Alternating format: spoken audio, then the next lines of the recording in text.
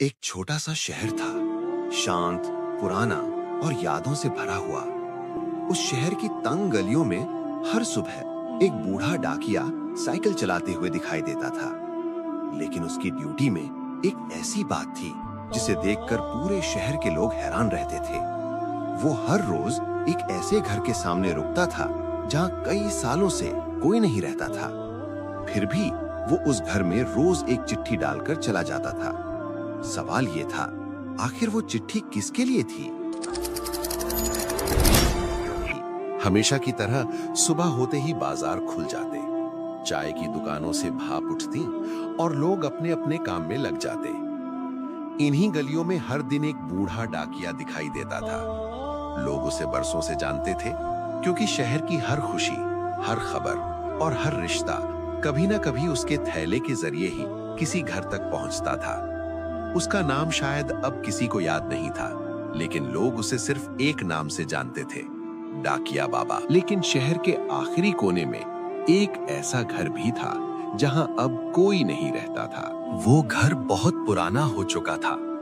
दरवाजे पर जंग लग चुकी थी, खिड़कियों के शीशे टूट चुके थे और आंगन में सूखे पत्ते बिखरे रहते थे। कई सालों से वो घर बिल्कुल खामोश था, लेकिन डाकिया बाबा हर रोज वहां रुकते थे।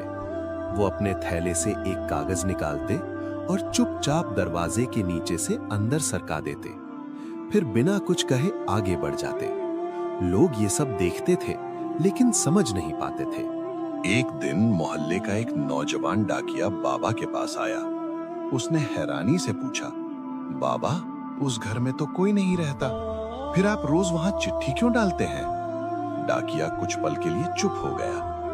उसकी आंखें उस पुराने घर की तरफ टिक गईं, जैसे उसकी यादों का दरवाजा अचानक खुल गया हो। फिर उसने धीमी आवाज में कहना शुरू किया, कई साल पहले उस घर में एक बूढ़ी माँ रहती थी। उस माँ का एक बेटा था जो काम की तलाश में शहर छोड़कर दूर चला गया था। शुरुआत में वो बेटे की चिट्ठियां आया करती थी। हर चिट्ठी में बस एक ही बात लिखी होती थी, अम्मा, मैं जल्द ही वापस आऊंगा। उस बूढ़ी माँ की पूरी दुनिया बस उन्हीं चिट्ठियों में बसती थी। हर सुबह वो दरवाजे के पास बैठ जाती और रास्ते की तरफ देखती रहती।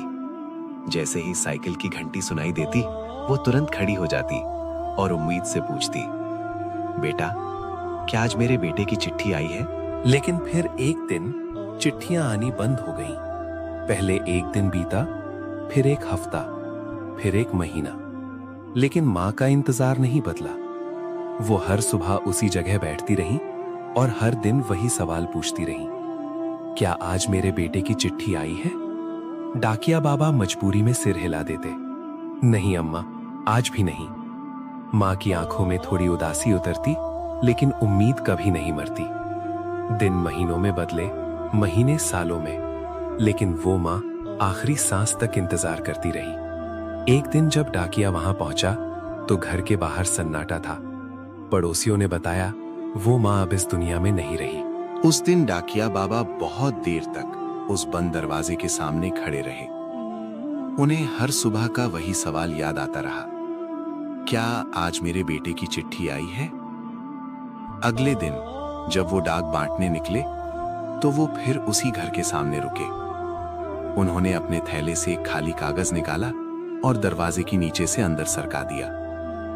तब से हर रोज वो उसी घर में खाली चिट्ठी डालते हैं, क्योंकि उनके दिल में एक अजीब सी उम्मीद है, शायद कहीं किसी और दुनिया में वो माँ आज भी बैठी हो, अपने बेटे की चिट्ठी का इंतजार कर रही हो।